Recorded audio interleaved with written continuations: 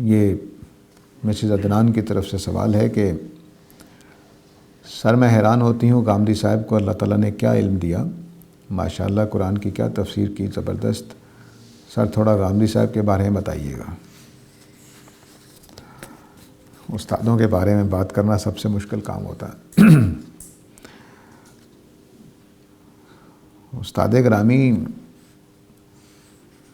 اس زمانے کے ذہین ترین لوگوں میں سے ہیں، اور صرف ذہین ترین نہیں بلکہ دیانتدار، گہرا سوچنے والے، بہت محنت کرنے والے آدمی ہیں۔ ہم نے اپنی جوانی، بلکہ بچپن، نوجوانی کہہ لیجیے، نوجوانی اور جوانی اور اب بڑھاپے کا زمانہ ان کے ساتھ گزارا ہے۔ بہت محنت سے کام کرتے تھے۔ ہم نے یہ دیکھا ہے، میں نے، کیونکہ میں بعض اوقات ان کی کتابیں بھی صاف کرنے لگ جاتا تھا اور چیزیں، تو ایک جملہ لکھا ہوا ہے، کئی مہینے وہی جملہ لکھا ہوا ہے، اگلا جملہ لکھنے کے لیے پوری تحقیق کرنی ہے، پھر اگلا جملہ آنا ہے۔ اور لکھتے اس طرح سے تھے کہ بار بار لفظ تبدیل کر رہے ہیں، یہ کر رہے ہیں، وہ کر رہے ہیں، پورا کس لفظ سے میری بات پوری ادا ہو جائے گی۔ تفسیر میں جو ان کا کام ہے وہ دراصل 1.5-2 صدی کا کام ہے ان کے پیچھے۔ پہلے مولانا فراہی ہیں، ان کے کچھ کام ہے، پھر مولانا اصلاحی کی تدبر قرآن ہے، اور اس کے بعد خود غامدی صاحب ہیں۔ تو وہ تینوں کی ذہانتیں مل کر البیان میں موجود ہیں۔ تو البیان دراصل 3 ذہین ترین لوگوں کی تفسیر ہے، جس میں تینوں کا نچوڑ ہے، گویا سمجھ لیجیے۔ استاد گرامی کو جن چیزوں پہ بہت حیرت انگیز کنٹرول حاصل ہے، وہ جذبات کے بغیر خالص علمی طریقے پر سوچنے کا ایک ان کا صلاحیت ہے، اور دوسری صلاحیت زبان کی گرفت بہت اچھی ہے ان کی۔ لوگ سمجھتے ہیں کہ وہ مخارج وغیرہ صحیح نہیں نکالتے، دیسی طریقے سے عربی پڑھتے ہیں تو ان کو عربی نہیں آتی، نہیں، جتنی عربی ان کو آتی ہے شاید کسی کو آتی ہوگی، لیکن یہ کہ جو زبان بات کیسے کرتی ہے، زبان کے اندر کی خوبیاں کیا ہیں، مضمون کیسے ادا ہوتا ہے، اس پر ان کی بہت گہری نظر ہے۔ ایک ان کا اور خوبی ہے، اب آپ نے پوچھا ہے تو میں ایک دفعہ مجھے یاد ہے کہ میں ٹیوشن پڑھاتا تھا، تو وہ اس میں نصاب کی کتاب میں نا علامہ اقبال کی نظم تھی۔ میں میٹرک اور F A F S C والے لوگوں کو پڑھایا کرتا تھا ٹیوشن ایک زمانے میں۔ تو علامہ اقبال کا ایک شعر آیا، تو میں نے اس طالب علم کو اس کی تشریح بتائی، سمجھایا، پھر لکھوا بھی دی، اور آخر پہ کہا واہ کیا خوبصورت شعر ہے۔ تو اس بچے نے کہا کہ سر آپ اتنے بڑے ہیں کہ اقبال کی تعریف کر سکتے ہیں۔ تو مجھے اپنے اساتذہ کی تعریف کرتے ہوئے یہ احساس ہوتا ہے کہ میں اس قابل بھی ہوں کہ ان کی تعریف کر سکوں۔ ماشاءاللہ انہی الفاظ پر بات کو ختم کرتا ہوں۔ سر مال میں رشتہ دار کا حق سے کیا مراد ہے؟ دیکھیے، اللہ تعالیٰ نے یہ سورہ احقاف ہیں غالباً، اس میں بتایا ہے کہ قسمنا بینکم المعیشہ، میں نے زندگی کو تمہارے بیچ میں تقسیم کر دیا ہے، لیتخذ بعضکم بعضا سخریہ، تاکہ تم ایک دوسرے سے کام لے سکو۔ اس کا مطلب کیا ہے؟ اس کا مطلب یہ ہے کہ اللہ تعالیٰ نے سب کو برابر نہیں دینا، کسی کو کم دینا ہے، کسی کو زیادہ دینا ہے، کسی کو دینا ہی نہیں ہے۔ تو اب جس کو دیا ہے اس کے مال میں باقی لوگوں کا حق ہے، جن کو نہیں دیا یا کم دیا ہے۔ اب یہ حق ادا کیسے ہونا ہے؟ رشتہ داروں کے بارے میں اللہ تعالیٰ نے یہ فرضیت قائم کر دی کہ تم رشتہ داروں کی تو مدد کرو گے، یہ تمہارے اوپر لازم ہے کہ اگر کسی رشتہ دار کو ضرورت پڑ گئی ہے، بیمار ہے، پیسے نہیں ہیں، گھر میں کھانا نہیں ہے، پیسے نہیں ہیں، اور کوئی تعلیم کا مسئلہ ہے، کوئی صحت کا مسئلہ ہے، اور وہ غریب ہے، تو تم لوگ مدد کرو گے اپنے رشتہ داروں کی۔ یہ فرضیت کی حد تک قائم کر دیا۔ باقی سوسائٹی کے لیے زکوٰۃ کا قانون دے دیا، اور تعاون کا بھی ہم کرتے ہی ہیں۔ اللہ تعالیٰ سود کے اس لیے خلاف ہیں کہ یہ تعاون کی جو ذہن ہے اس کو خراب کرتا ہے۔ تو قرض دینا یہ بھی اسی میں شامل ہے کہ آپ دوسروں کی مدد کریں۔ قرض دینا نیکی ہے، اس کو یہ نہ سمجھے کہ میں نے قرض دیا ہے تو کوئی نیکی نہیں، یہ بھی تعاون ہے، اور بس اتنا ہی واپس لینا ہے جتنا آپ نے اس کو دیا ہے۔ تو یہ مال کے بارے میں یہ بنیادی تصور ہے، اس میں کمزور رشتہ داروں کو آپ کے اوپر مبنی کر دیا یا آپ کے بھروسے پر چھوڑ دیا ان کو کہ آپ ان کے ساتھ تعاون کریں گے۔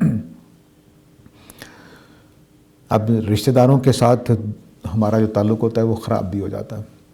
ایک بھائی پسند ہے، دوسرا پسند نہیں ہے، تو جو پسند نہیں ہے اس کی ذمہ داری زیادہ ہے، یہ یاد رکھیے گا۔ پیرنٹس کو دینا وغیرہ، والدین تو آپ کے ماں باپ ہیں، ان کو دینے کا مطلب ہے کہ ان کو ضرورت ہی کیوں پڑی ہے آپ کو دینے کی، وہ سب کچھ لے سکتے ہیں۔ ہاں، ان کو یہ خیال رکھنا چاہیے کہ وہ بچے کو کنگال نہ کر دیں یا سارا کچھ نہ کھا جائیں اس کا، لیکن وہ ان کا سب کچھ جو کچھ آپ کا ہے وہ ان کا ہے۔ ان کو تو یہ ضرورت نہیں پڑنی چاہیے کہ آپ سے مانگیں، بس آپ ان کو کھلائیں پلائیں، اچھے طریقے سے رکھیں، اور قرآن نے جو الفاظ بولے ہیں کہ تمہارے شفقت کے بازو ان کے لیے کھلے رہیں۔ ایسے جیسے مرغی نہیں اپنے چوزوں کو اپنے پروں کے نیچے لے لیتی، وہ والدین کے ساتھ بچوں کا تعلق ہے۔ والدین کو دینا تو چھوٹی حرکت ہے، ان کی بے ادبی ہے، گستاخی ہے، ان کو ضرورت ہی نہ پڑے، بس آپ کھلا ان کے لیے، والد صاحب یہاں پیسے پڑے ہوتے ہیں، جب چاہے لے لیا کیجیے، بس یہ آپ کا کام ہے۔ ہاں، ان کو دھیان رکھنا ہے کہ وہ سارے نہ لے جائیں اور بعد میں آپ پچھتاتے رہیں کہ میں نے کیوں دیے تھے، لیکن ان کا حق ہے۔ تو والد والدہ یہ بہن بھائیوں کی طرح نہیں ہے۔ بہن بھائیوں کو آپ دیں گے، بھتیجے بھانجیوں کو دیں گے، اپنے بچوں کو دیں گے، لیکن والدین تو والدین ہیں۔ والدین کو خدا کا سایہ سمجھنا چاہیے دنیا میں، بس ان کی خدمت کریں، دیتے رہیں، ان کو خوش رکھیں۔ جوانوں کے لیے یہ بڑا مشکل ہوگا۔ اصل میں اللہ تعالیٰ نے ماں باپ کی خدمت کا جذبہ رکھا نہیں ہے، لیکن ان کو مقام بہت بلند دیا ہے۔ سورہ بنی اسرائیل میں دیکھیے کہ اللہ تعالیٰ نے کہا کہ میں نے یہ فیصلہ کیا ہے کہ اللہ کے سوا کسی کی عبادت نہیں کی جائے گی، اور والدین کے ساتھ حسن سلوک کیا جائے گا۔ ہم نے یہ آیت لکھی ہوتی تو کہتے کہ اللہ کا عبادت کرو گے اور رسول کی اطاعت کرو گے اور والدین کے ساتھ حسن سلوک کرو گے۔ رسول کا ذکر ہی نہیں بیچ میں۔ اللہ کے بعد سب سے پہلا حق والدین کا ہے، اور کوئی نہیں ہے بیچ میں۔ حیرت انگیز بات ہے۔ تو اس لیے والدین کو تو بس والدین سمجھیں، ان کو گالی دینا، ان کو قرآن نے یہاں تک کہا ہے کہ دل میں اگر تمہاری برائی آ رہی ہے تو اللہ اس وجہ سے معاف کر دے گا کہ تم نے ظاہر نہیں کی۔ مطلب یہ کہ وہ بھی قابل گرفت ہے۔ والد کے بارے میں، والدہ کے بارے میں دل میں برا خیال آ جائے تو یہ بھی قابل گرفت ہے، خاص طور سے بڑھاپے میں۔ تو سورہ بنی اسرائیل میں جب پہنچیں گے تو پڑھیں گے، والدین کا بہت بلند مقام ہے، بہت بلند مقام۔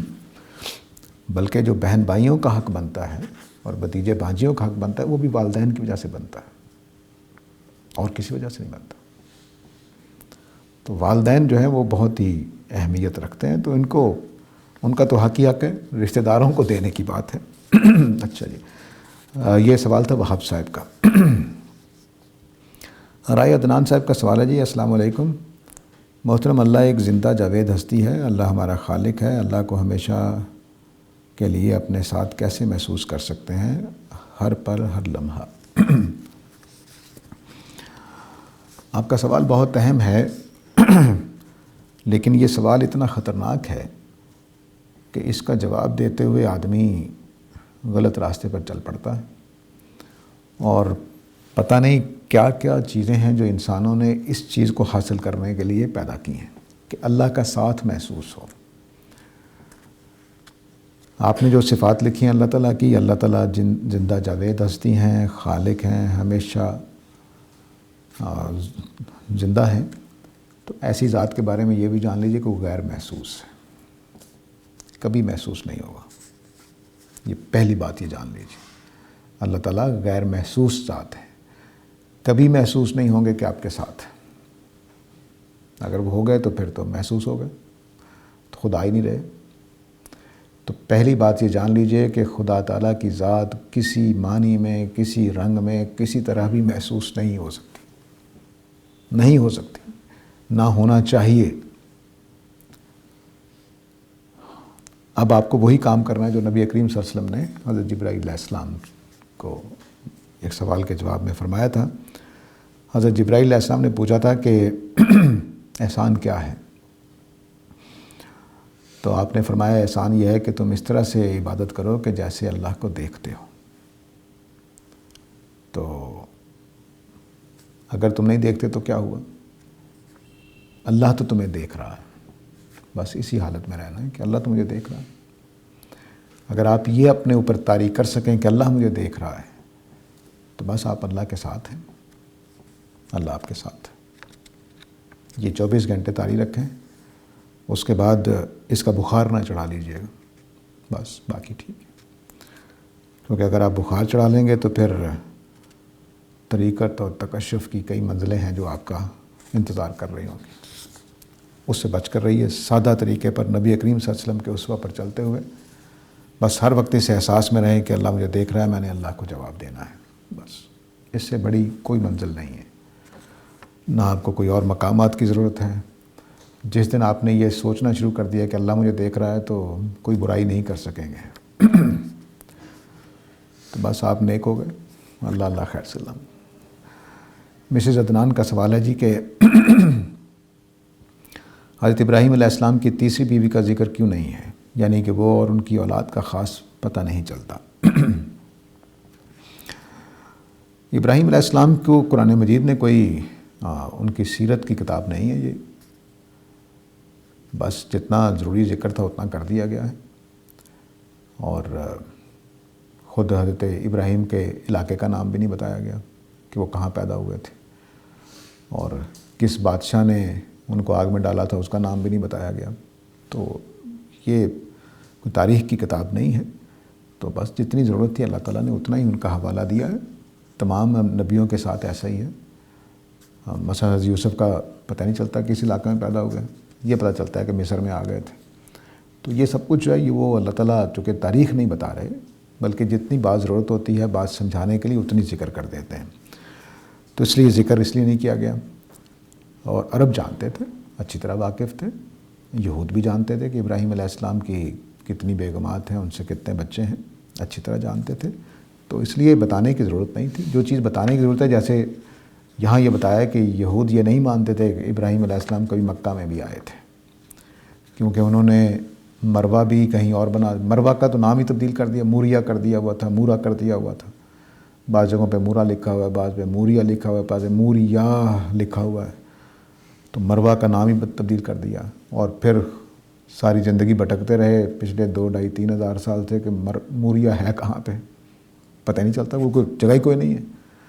تو مروہ نام تھا، مروہ کا نام تبدیل کر دیا۔ تو اب وجہ کیا ہے کہ وہ یہ نہیں ماننا چاہتے کہ خانہ کعبہ حضرت ابراہیم نے بنایا تھا، یہاں آ کر رہے تھے، اسماعیل علیہ السلام کو یہاں بسایا تھا، وہ یہ ماننے نہیں چاہتے۔ جو ان کی جو بائبل ہے، کتاب پیدائش وغیرہ میں بنی اسماعیل کو مدیان بھی کہا گیا ہے۔ مدیان یہ اصل میں حضرت ابراہیم کے جو دوسرے بیٹے ہیں، تیسرے کہنا چاہیے، حضرت کتورہ سے، ان کے بیٹے کا نام مدیان ہے۔ ان کی اولاد جو ہے وہ مدین میں رہتی تھی۔ تو اگر فلسطین کی طرف سے آئیں تو پہلے مدین آتا ہے، پھر حجاز آتا ہے، مکہ اور مدینہ وغیرہ۔ تو ان کی وجہ سے ان کا نام بھی مدیان پڑ گیا ہوا تھا۔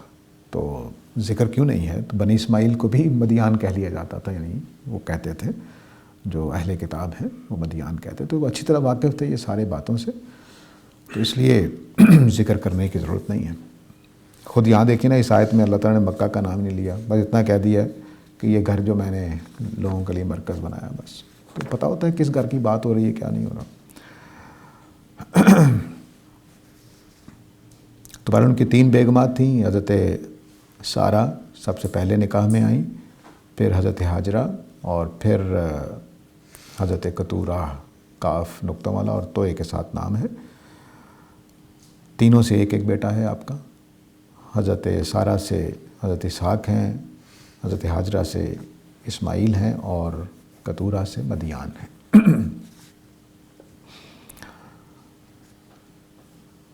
تینوں کی اولاد میں رسول اور نبی ہوئے ہیں. مسز عدنان ہی کا سوال ہے کہ جس طرح اللہ تعالیٰ کے تمام احکامات سب کے لیے ایک جیسے ہوتے ہیں، ٹھیک اسی طرح زمینی جانور اگر آخر میں نکلے گا، جس طرح حضرت عیسیٰ علیہ السلام کے بارے میں لوگوں کا نظریہ ہے. سر مجھے لگتا ہے حصہ اول یار بندے کے مرتے وقت اس کی حقیقت واضح ہو جاتی، جس طرح فرعون نے کہا کہ اب میں ایمان لاتا ہوں. میرا خیال ہے کہ لکھنے میں کچھ مسئلہ ہوا ہے.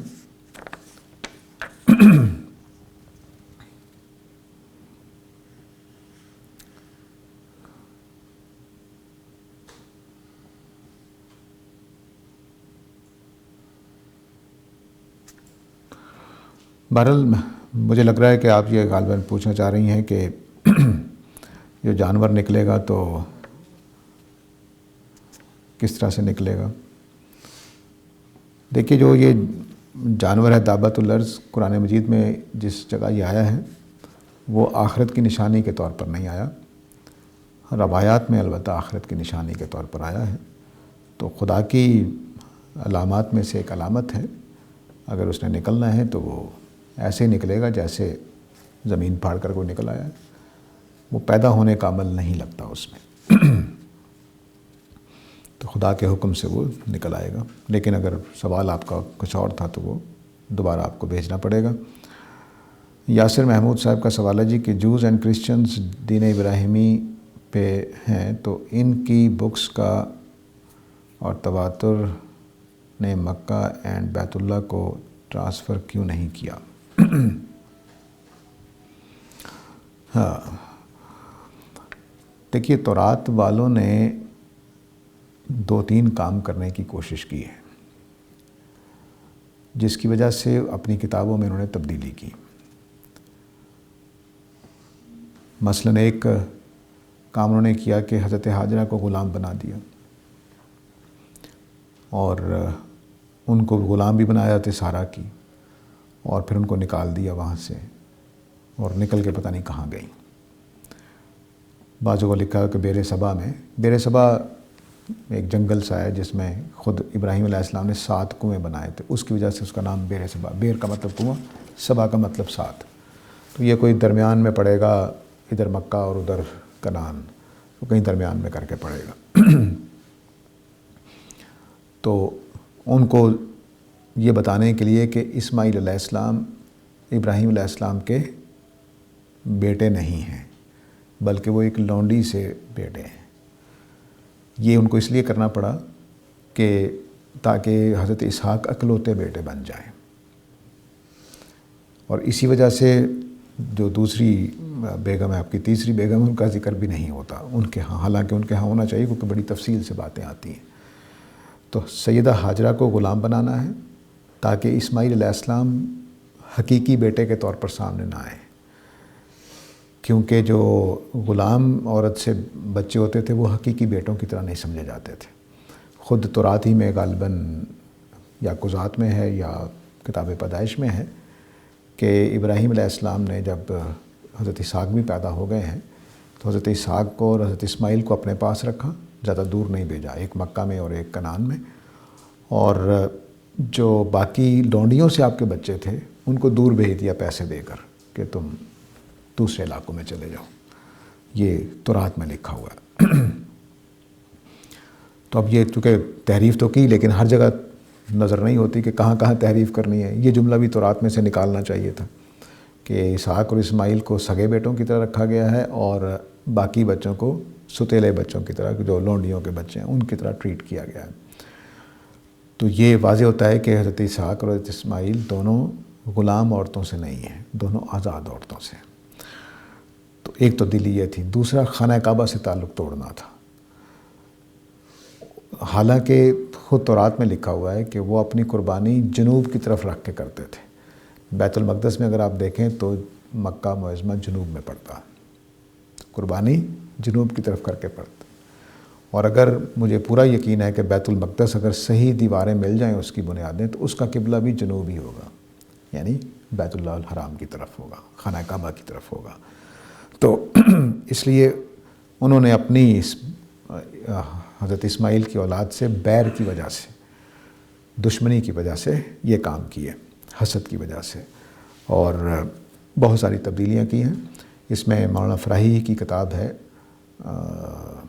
جس کا ترجمہ مولانا اصلاحی نے کیا تھا، ذبیح کون کے نام سے، اس کو پڑھنا مفید ہوگا آپ کے لیے۔ اس میں انہوں نے بڑی محققانہ چیزیں اکٹھی کر دی ہیں یہاں پہ۔ تو تواتر جو ہے انہوں نے خود خراب کیا اور اگلی نسلیں اس سے ناواقف ہو گئیں۔ تواتر کو ہماری امت نے بھی خراب کرنے کی کوشش کی ہے، کچھ چیزوں میں کامیاب ہو گئے، کچھ میں نہیں ہوئے۔ مثلا پاکستان میں جمعے کا یہ تواتر ختم ہو گیا کہ یہ حکومت پڑھاتی ہے، باقی تمام ممالک میں یہ موجود ہے، وہاں حکومت ہی انتظام کرتی ہے جمعے کا، کسی عام آدمی کو اجازت نہیں ہے۔ لیکن ہمارے ہاں 10 مرلے کی مسجد بنا کے، 2 مرلے کی مسجد بنا کے جمعہ پڑھایا جا رہا ہوتا ہے۔ تو تواتر اس طرح سے پاکستان میں یہ تواتر خراب ہو گیا، لیکن باقی امت میں بھی قائم ہے۔ تو اس طرح سے جزوی طور پر اگر خراب کر دی جائے تو پوری اگلی نسل خراب ہو جاتی ہے۔ جیسے ہمارے ہاں اگر کہا جائے نا کسی کو کہ جمعہ کی مسجد جو ہے وہ اس طرح سے نہیں ہو سکتی، تو وہ ناراض ہو جائیں گے آپ سے۔ رائے عدنان صاحب کا سوال ہے جی کہ شعوری ایمان حاصل کرنے کا اگر شعور ہی نہ ہو انسان میں، مطلب ہماری عقل میں ایمان کے دلائل پورے نہ اترے اور نہ سمجھ آئے، تو پھر کیا کیا جائے؟ غور و فکر کس طرح سے کرے، شعوری ایمان کیسے پیدا کرے؟ دیکھیے، اگر تو انسان نارمل ہے تو اس کے اندر شعور موجود ہے۔ اللہ تعالیٰ نے کسی انسان کو اس کی صلاحیت سے زیادہ مکلف نہیں کیا ہے۔ جتنی ایمان کے لیے شعور چاہیے وہ سب کو دیا گیا ہے۔ البتہ اگر ایمان کے اوپر اس طرح کے سوالات پیدا ہو گئے ہیں جیسے فلسفہ کرتا ہے یا جیسے آج کے ملحدین نے کیے ہیں، تو پھر ظاہر ہے کہ ایسے شعور والے آدمی کو نہ ان کی بات سمجھ میں آئے گی نہ ان کی آئے گی، تو اس کا ایمان تو ویسے ہی محفوظ رہے گا۔ علامہ اقبال نے بھی اس کو محسوس کیا اور بیان کیا کہ تیری لا علمی نے رکھ لی بے علموں کی لاج، عالم فاضل بیچ رہے ہیں اپنا دین ایمان۔ تو بعض اوقات کم علمی فائدہ دے جاتی ہے کہ آپ کو پیچیدہ پیسوں کا پتہ ہی نہیں ہے، تو بچے رہتے ہیں۔ تو جو شعور میں کم ہے وہ اس امتحان میں نہیں ہے، میری بات کا مطلب یہ ہے۔ اگر خدا نے پیدا ہی ان میں شعور میں کم کیا ہے تو وہ شعور کے امتحان ہی میں نہیں ہے، بس وہ جتنی بات سمجھتے ہوں گے اس کے لحاظ سے ان کا امتحان ہو جائے گا۔ لیکن عام طور سے انسان باشعور ہیں، سمجھدار ہیں، اور ان کا شعور اور ان کی سمجھداری اس بات سے اندازہ لگائیے کہ اگر وہ اپنی زبان بول رہے ہیں، اس کے لطیفے سمجھ رہے ہیں، تو ان کو پورا شعور حاصل ہے۔ یہ پیٹ نسخہ ہے کسی آدمی کو نارمل سمجھنے کے لیے کہ شعوری زبان سب سے مشکل چیز ہے دنیا کی، اس کی گرامر، اس کا استعمال، لفظوں کی پرتیں، اس کے اندر طنز و کنایہ، اس کے اندر تعریض، اس کے اندر مذاق اڑانا، اگر وہ یہ سارا کچھ سمجھ رہا ہے تو پورا شعور ہے اس کے پاس۔ زبان انسانی دنیا کی سب سے بڑی چیز ہے شعور کے امتحان کے لیے۔ ہاں، اگر اس نے زبان نہیں سمجھی، وہ اس کو پوری طرح نہیں سمجھ پا رہا، تو اب وہ شعور میں کمزور ہے۔ تو آپ نے جملہ لکھا ہے تو آپ کی زبان ٹھیک ہے، اچھا جملہ لکھا ہے آپ نے سوال کرتے ہوئے، تو آپ شعور کے امتحان میں ٹھیک ہے جی۔ تو شعور اب حاصل کیسے کرنا ہے؟ میں نے قرآن مجید کے جب درس شروع کیا تھا تو ایک جملہ بولا تھا کہ اپنے آپ کو قرآن کے حوالے کر دیجئے، یہ خود ہی شعور پیدا کر دے گا۔ کوشش کیجئے کہ صرف ترجمہ پڑھیں، تفسیر کے لیے کسی اچھے صاحب علم سے سوال کر کے پوچھ لیا کریں۔ قرآن مجید مائنڈ میکنگ کا کام کرتا ہے بالکل فطری طریقے پر. وہ آپ کو پتہ بھی نہیں چلنے دے گا کہ آپ کو کیا کیا چیزیں سکھا گیا ہے. آپ کے اندر وحشت پیدا کیے بغیر، آپ کو کسی مشکل میں ڈالے بغیر، آپ کو کسی فلسفیانہ موشگافیوں میں ڈالے بغیر، آپ کو آگاہ کیے بغیر کہ میں آپ کو تبدیل کر رہا ہوں، وہ کرتا چلا جاتا. یہ کام قرآن کو کرنے دیجئے تو وہ کر دے گا. البتہ اگر آپ یہ پوچھنا چاہتے ہیں کہ جو علمی استدلال ہو رہا ہے اس وقت اس کے لیے، تو قرآن مجید پھر اس میں فٹافٹ آپ کی مدد نہیں کرے گا. آپ کو 3-4 دورے کرنے پڑیں گے تو آپ کو دلائل کا جواب بھی آ جائے گا. دورے یعنی قرآن پورا پڑھنا پڑے گا سمجھتے ہوئے 3-4 دفعہ. دیکھیے جو 3 میدان ہیں جس میں ہم شعور کی لڑائی لڑ سکتے ہیں. ایک عقل کا میدان ہے جس میں فلسفہ سب سے آگے ہوتا ہے. ایک تجربے کا میدان ہے جس میں سائنس سب سے آگے ہوتی ہے. اور ایک فطرت کا بیان ہے جس میں مذہب سب سے آگے ہوتا ہے. ان تینوں میدانوں میں آپ غور و خوض کر سکتے ہیں. آصف علی صاحب کا سوال ہے کیا نبوت پر ایمان نجات کے لیے ضروری ہے؟ وہ لوگ جو اس دنیا میں اچھے کام کرتے ہیں لیکن نبوت پر ایمان نہیں رکھتے، ان کے ساتھ آخرت میں کیا معاملہ ہوگا؟ دیکھیے نبوت پر ایمان اس شرط کے ساتھ ضروری ہے کہ آپ کو کسی نبی کے سچا ہونے کا پتہ چل گیا اور آپ نے نہیں مانا تو اب آپ دوزخ میں جا سکتے ہیں. لیکن اگر آپ کو کسی کی نبوت کے بارے میں اطمینان نہیں ہوا یا خبر ہی نہیں ہوئی تو پھر ضروری نہیں ہے. اگر آپ کی کسی نبوت کی سچائی کا پتہ ہے، جیسے ہم مسلمانوں کو نبی کریم صلی اللہ علیہ وسلم کی نبوت کی سچائی کا معلوم ہوتا ہے، اب جب ہم اس کا انکار کریں گے تو اتنا بڑا گناہ ہوگا کہ آپ کے سارے اعمال ضائع چلے جائیں گے، تو دوزخ لازم ہو جائے گی.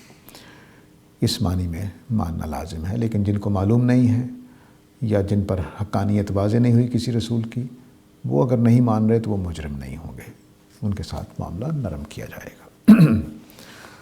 اقبال بلوچ صاحب کا سوال ہے کیا امام کے پیچھے سری نماز میں فاتحہ کے ساتھ کوئی سورت پڑھی جا سکتی ہے؟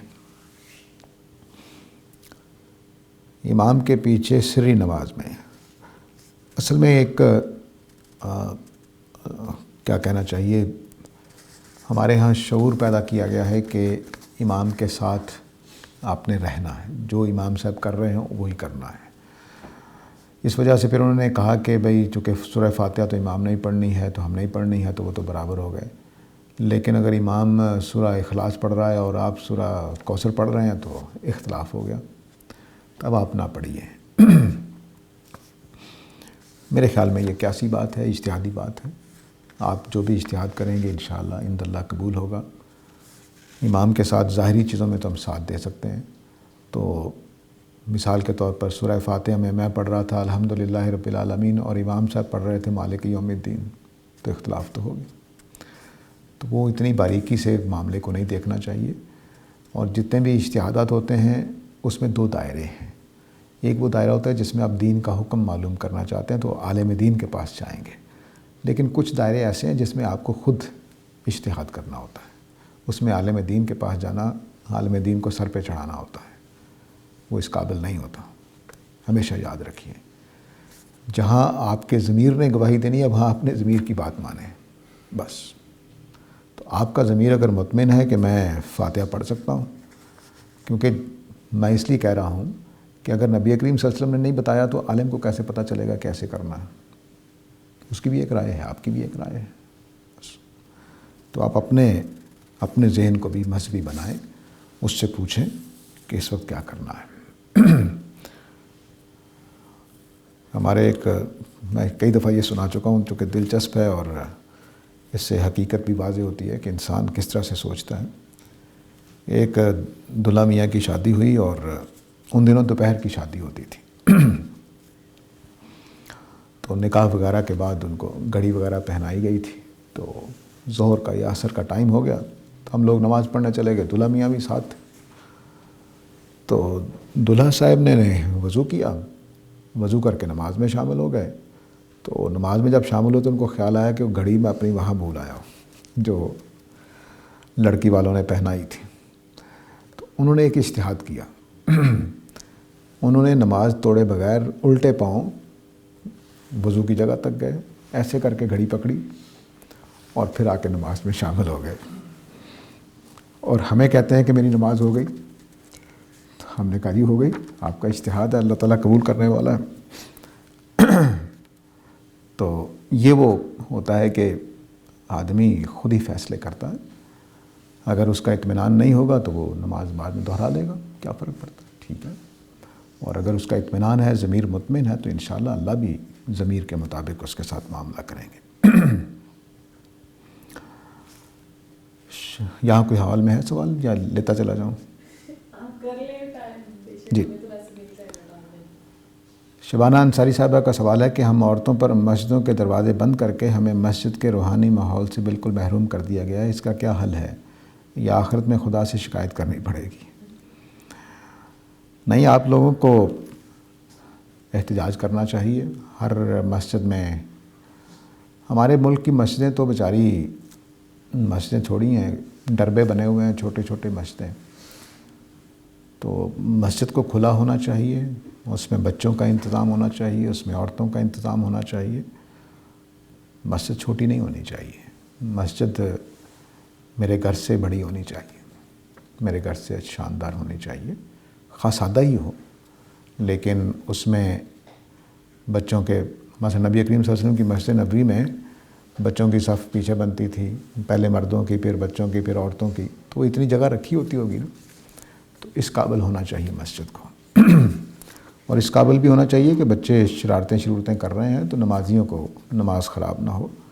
مسجد اس طرح کی ہونی چاہیے. زیادہ اس میں ٹائلیں لگی ہوئی ہیں، اس میں بڑی اعلیٰ قسم کی لکڑی لگی ہوئی ہے، اس کی ضرورت نہیں ہے. اللہ تعالیٰ کو ہمارے تقوی کی ضرورت ہے. تو مسجدیں اچھی کھلی فضادار ہونی چاہیے. خوبصورت بھی بنائیں، میں اس کو روکتا نہیں ہوں. اللہ کے گھر پہ پیسہ لگانا بری بات نہیں ہے، لیکن فضولیات میں نہیں لگانا چاہیے کہ اتنے پھول بوٹے بنائے ہوئے ہیں کہ نماز میں آدمی پھول بوٹے ہی گنتے رہ جائے. نماز پڑھنے کے لیے جانا ہے، سادگی رکھیں. اللہ تعالیٰ نے دیکھیں اپنا گھر کتنا سادہ رکھا ہوا تھا. درمیان میں ایک کمرہ، کھلا میدان چاروں طرف. یہ بت پرستوں کی خوبیاں ہوتی ہیں کہ وہ اپنے بتوں کے آگے پتہ نہیں کیا کچھ رکھتے ہیں. ہمارے خدا کو ان چیزوں کی ضرورت نہیں ہے. تو خوبصورت بنائیں، سادہ بنائیں، صاف شفاف بنائیں، روشن بنائیں اور گنجائش زیادہ رکھیں. جو پیسہ آپ نے اس کی تزئین و آرائش پر لگانا ہے وہ اس کی جگہ پہ لگائیں. اس میں بچوں کے لیے انتظام کریں، عورتوں کے لیے انتظام کریں. یہ بڑی اچھی بات ہے. لیکن بہرحال مسجدیں ہمارے گھروں سے بہتری ہونی چاہیے، اس میں کوئی شبہ نہیں ہے. تو پاکستان میں اس کا احتجاج کریں جی، میں آپ کے ساتھ دوں گا انشاءاللہ. اگر خواتین اپنے دوسرے حقوق کے لیے آواز بلند کر سکتی ہیں تو اس کے لیے بھی کرنی چاہیے. وہاب صاحب کہتے ہیں کہ سر زیادہ تر لوگوں کے حقیقی امام نہیں تو پھر کیا ان کی نماز وغیرہ ضائع ہو جائے گی؟ ہرگز نہیں. آپ کی نماز اپنی ہے، امام صاحب کی اپنی ہے. کیونکہ انسانوں نے اپنے خالق کو پہچانا نہیں. آخرت محشر والے روز لگتا ہے کہ کافی مشکل ہوگی انسانوں کے لیے.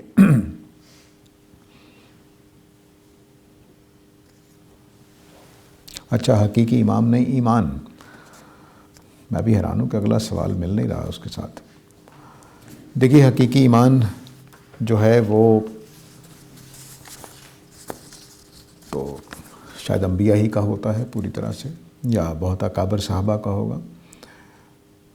حقیقی ایمان جب عمل میں ڈھل جاتا ہے تو جتنا عمل میں ڈھل جائے گا اتنا حقیقی ہے، اتنا اجر ہو جائے گا. گھبراتے کیوں ہیں؟ تو اللہ تعالیٰ نے یہ نہیں کرنا ہے. وہ نعوذ باللہ من ذالک کو کوئی بینکار نہیں ہے کہ ایک ایک پائی آپ سے دیکھیں گے. وہ دیکھیں گے عمومی رجحان کیا ہے، نیکی پر قائم تھا، میری خاطر اس نے کہیں نقصان اٹھائے، کہیں یہ کیا، کہیں وہ کیا، قربانیاں دیں، تو بس اللہ تعالیٰ اس کو قبول کریں گے. تو ایمان جو ہے وہ ماپنا، اس کو جانچنا ناممکنات میں سے ہے۔ جس طرح میں نے ابھی اللہ کے بارے میں کہا کہ اللہ تعالیٰ غیر محسوس ہستی ہیں، وہ محسوس نہیں ہوں گی، اسی طرح ایمان ناپ تول سے نہیں جانچا جا سکتا، صرف اللہ تعالیٰ ہی جانتے ہیں۔ تو میرے خیال میں میں نے شاید یہاں اس سیشن میں کبھی ذکر کیا اس کا کہ نہیں، تقوی کا معیار یہ نہیں ہے کہ آپ کی ٹوپی کیسی ہے، آپ کی گلے میں کالر ہے کہ نہیں ہے، آپ نے کف پہنے ہوئے ہیں کہ نہیں، آپ کے ٹخنے ننگے ہیں کہ نہیں۔ تقوی یہ نہیں ہے۔ تقوی یہ ہے کہ آپ نے زندگی کے تمام معاملات کو خدا خوفی کے ساتھ گزارا ہے کہ نہیں۔ جب آپ کو موت کا سامنا تھا تو سچ بولا ہے کہ نہیں۔ جب گھر میں فاقہ تھا تو آپ نے سودا پورا تولا ہے کہ نہیں۔ جب بچوں کو پیسوں کی ضرورت تھی، کپڑے کی ضرورت تھی تو آپ نے چوری کی یا نہیں کی۔ تقوی یہ ہے، امتحان یہ ہے۔ تو جو آدمی اس طرح سے اپنے آپ کو بچا کر گزر گیا، خواہ اس کی زلفیں کنگھی ہوئی نہ ہوں، خواہ اس کے ٹخنے ننگے نہ ہوں، جنت میں جائے گا۔ یاد رکھیے، ایمان یہ ہے کہ میں نے اپنی پوری زندگی میں خدا کی خاطر کیا کیا ہے۔ تو تقوی کا معیار یہ ہے، وہ عبد القادر جیلانی کا واقعہ نا کہ آدمی ان کا مرید چھوڑ کے جانے لگا کہ میں نے تو آپ کے اندر کوئی کرامت نہیں دیکھی۔ تو انہوں نے آگے سے کیا کہا تھا؟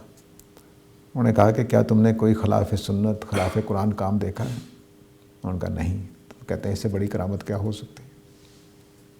تو کرنے کا کام یہ ہے، کرامتیں اور چہرے پر نور اور یہ کچھ نہیں ہے۔ اصل چیز یہ ہے کہ میں نے زندگی میں ہر کام خدا خوفی کے ساتھ، تقوی کے ساتھ کیا ہے کہ نہیں کیا۔ یہ دین ہے۔ ہم نے اس کو محدود کر دیا نماز میں اور روزے میں، اور بازار میں بیٹھے جو مرضی ہانکتے رہتے ہیں، جو مرضی کماتے رہتے ہیں۔ رشوت لینے والے لوگوں کے ماتھے پر نماز کا نشان پڑا ہوتا ہے، چوری کرنے والوں پر، شراب پینے والوں پر، اس کا کیا فائدہ؟ تو خدا خوفی کے ساتھ زندگی گزاریں، آپ کا ایمان پکا ہے۔ جتنا خدا خوفی کے ساتھ زندگی گزار رہے ہیں اتنا ایمان پکا ہے، جتنا کمزور کر رہے ہیں اتنا کمزور، بس۔ ڈاکٹر عالیہ فرخی صاحبہ کا سوال ہے، یہ سوال وہاب صاحب کا تھا۔ ایک مسلمان عورت کا مسئلہ ہے، اس کی کمائی میں حرام شامل تھا جس پر اس کی گروتھ ہوئی، پھر توبہ کے بعد اس نے پرانا مال بھی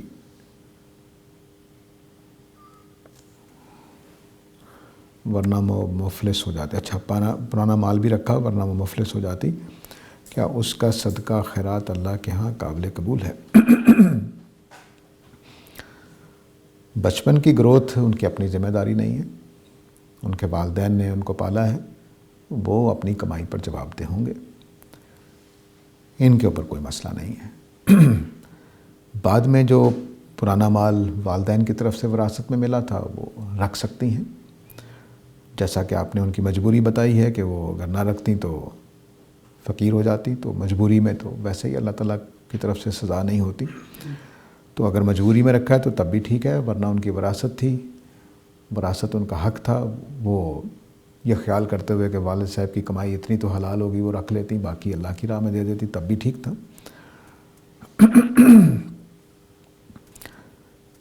اپنی وراثت میں سے صدقہ دینا بالکل قابل قبول ہے، اس میں کوئی مسئلہ نہیں ہے۔ مثال کے طور پر مجھے جو وراثت ملی اپنے والدین کی طرف سے، مجھے نہیں پتا اس میں کیا حلال تھا کیا حرام تھا، تو میں اس وراثت کو اگر اللہ کی راہ میں تقسیم کرتا ہوں، دیتا ہوں تو ثواب ہوگا، کیوں نہیں ہوگا، کیونکہ اب تو میرے پاس ہے۔ بعض اوقات اس میں بھی ثواب ہوتا ہے کہ میرے پاس حرام کی کمائی تھی، میں نے اپنے اوپر استعمال نہیں کی، اللہ کی راہ میں دے دی، تو مجھے دوہرا ثواب ہے۔ میں نے خود حرام نہیں استعمال کیا، اللہ کی راہ میں دے دی، غریب کی مدد کر دی۔ تو حرام کمائی میں بھی اگر مجھے کسی جگہ سے مل گئی ہے اور مجھے پتہ ہے کہ وہ حرام ہے، تو میں نے خود نہیں کھائی، اللہ کی راہ میں دے دی، یا جس کی طرف سے آئی تھی اس کو لوٹا دی، تو یہ ثواب کا کام ہے۔ مثلا میں نے پیسے آپ کے چرائے تو اب وہ حرام ہے، میں نے آپ کو واپس کر دیا تو میرا گناہ معاف ہو جائے گا، کیونکہ میں نے واپس کر دیا جتنے آپ کے چرائے تھے۔ اور فرض کر لیجئے کہ ذریعے ایسے سے آئے ہیں کہ مجھے نہیں پتا کہاں سے آئے، لیکن مجھے پتہ ہے حرام کمائی ہے، تو اب میں نے اللہ کی راہ میں دے دی، میں نے خود استعمال نہیں کیے۔ کوئی 10 سال پہلے سعودی عرب کے بعض علماء نے، غالباً یوسف قرضاوی بھی رحمہ اللہ اس میں شامل تھے، عربوں نے اپنے پیسے سارے یورپی اور امریکن بینکوں میں رکھے ہوئے تھے اور سود نہیں لیتے تھے، سود حرام سمجھتے تھے۔ تو پھر ان علماء نے کہا کہ بھئی آپ لوگ سود لیں اور غریبوں میں تقسیم کر دیں، غریب ملکوں کو دے دیں، یہ زیادہ بہتر ہے بجائے اس کے کہ امریکی اس پر فائدہ اٹھاتے رہیں۔ تو یہ بالکل اچھا فیصلہ تھا، کوئی اس میں مسئلہ نہیں تھا۔ مسز عدنان صاحبہ کا سوال ہے جی کہ سر پورا سوال آ نہیں سکتا بڑا ہونے کی وجہ سے، مجھے لگتا ہے کہ زمینی جانور کی حقیقت مرتے وقت واضح ہو جاتی ہے۔ اچھا، دیکھیے سادہ سی بات ہے، اس کے پیچھے جو قصہ کہانی ہے اس کو چھوڑ دیجئے۔ قیامت کے دن کسی جانور نے نکلنا ہے جو اس بات کی علامت ہوگا کہ قیامت آنے والی ہے، اگر وہ حدیثوں میں پشین گوئی صحیح ہے، قرآن سے ماخوذ کر کے اس میں خود نہیں ڈالی گئی، تو بس اتنا سا کام ہے۔ مرنے سے پہلے پہلے آدمی کے ساتھ کیا ہونا ہے اس کے پیچھے نہ پڑیں۔ مرنے سے پہلے صرف ایک بات کا اللہ تعالیٰ نے کہا ہے کہ یہود جو نبی کریم صلی اللہ علیہ وسلم کے زمانے میں نبی کریم صلی اللہ علیہ وسلم کو نہیں مان رہے، وہ مرنے سے پہلے پہلے قرآن کو مانیں گے کہ اللہ کی کتاب ہے، دل میں ہی مان کے مر جائیں گے لیکن مانیں گے، اور ایسا ہی ہوا ہوگا۔ اس کے علاوہ کوئی پتہ نہیں ہمیں کہ مرنے سے پہلے کیا ماننا ہے کیا نہیں ماننا ہے۔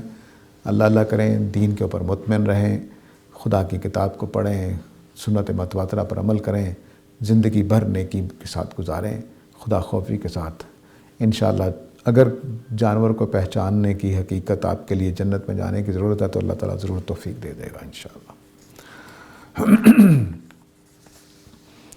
قرآن اور سنہ کے، یہ نیلوفر صاحبہ کا سوال ہے کہ قرآن اور سنہ کی روشنی میں فرمائیے کہ ایک شوہر اور والد کے اسلام میں کیا فرائض ہیں۔ یہ بھی فرمائیے کہ صاحب حیثیت ہوتے ہوئے بیوی اور بچوں کے کفالت نہ کرنا، ان کی تربیت اور تعلیم میں حصہ نہ لینا اور اصرار کرنا کہ بیوی نوکری کر کے اپنے اور بچوں کی کفالت کرے کس حد تک جائز ہے۔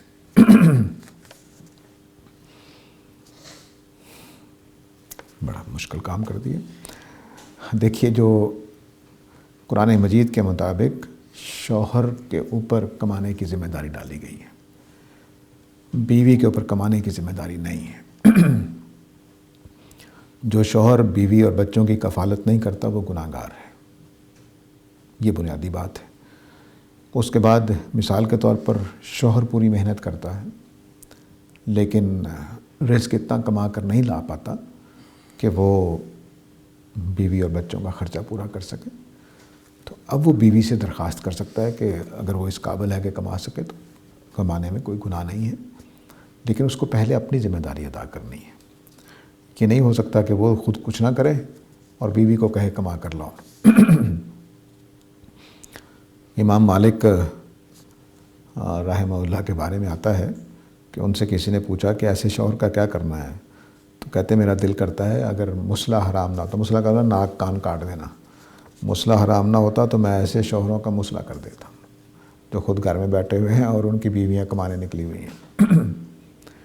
یہ شوہر کا اللہ نے فرض قرار دیا ہے، تو شوہر کو کمانا ہے، مدد کے لیے بیوی آ سکتی ہے اگر وہ کر سکتی ہو، لیکن ان کو کسی ایسی زحمت میں نہیں ڈال دینا چاہیے کہ وہ بیچاری مظلوم سی بن کر دوسروں کے گھروں میں دھکے کھاتی پھرے اور دوسروں کے کاموں کے۔ دیکھیے، عورت کو اسلام نے ایک باعزت مخلوق بنایا ہے، اسلام نے یہی شعور ہم تک پہنچایا ہے کہ میری بیوی میری عزت ہے، وہ دوسرے مردوں کے آگے کام کر کے ان کے آگے جھکتی نہ پھرے، ان سے ڈانٹ نہ کھاتی پھرے۔ میری یہ غیرت کا مسئلہ ہے کہ میری بیوی کو کوئی اور اجنبی آدمی ڈانٹے، اس سے کوئی خدمت لے، اس شعور کو بیدار رہنا چاہیے۔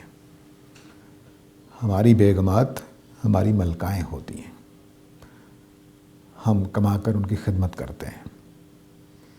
یہ ہمارا مشرقی معاشرہ ہے، اس نے ہمیشہ عورت کو سر پہ بٹھایا ہے، غلام نہیں بنایا، گلی بازار کی چیز نہیں بنایا۔ اور ہمیں ہی یہ طعنہ دیا جاتا ہے کہ ہم عورتوں کے ساتھ ظلم کرتے ہیں۔ آپ ذرا ہمارے دیسی گھروں کو دیکھ لیجئے، عورت کس طرح سے نوابی کرتی ہے اور شوہر کس طرح سے ساری زندگی خدمت کرتا ہے اس کی۔ قریبی گھروں کو، چچا تایا کو دیکھ لیجئے، ماموں کو دیکھ لیجئے، خالوں کو دیکھ لیجئے، یعنی ان کے کپڑے، ان کا میک اپ، ان کی جوتیاں، ان کے ناز نخرے، سارے میں نے پورے کرنے ہیں شوہر میں۔ یہ ہم کرتے آ رہے ہیں، صدیوں سے کرتے آ رہے ہیں۔ تو یہ عزت دینی ہے ہم نے، بہت سر پہ میں چڑھائیے ورنہ مسئلہ ہو جائے گا۔ یہ براق چینل والوں کی طرف سے تھا جی۔ کوئی فقہ پر آپ کی کوئی بک ہے؟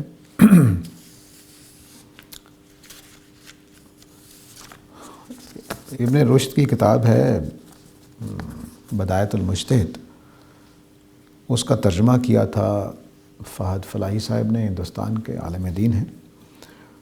اس کی نظر ثانی میں نے کی تھی، اور وہ اردو بازار سے آپ کو مل جاتی ہے، تو آپ لے سکتے ہیں۔ کافی ضخیم کتاب ہے، اس میں تقریباً فقہ کے تمام ہی مسائل زیر بحث آ جاتے ہیں۔ وآخر دعوانا الحمدللہ رب العالمین۔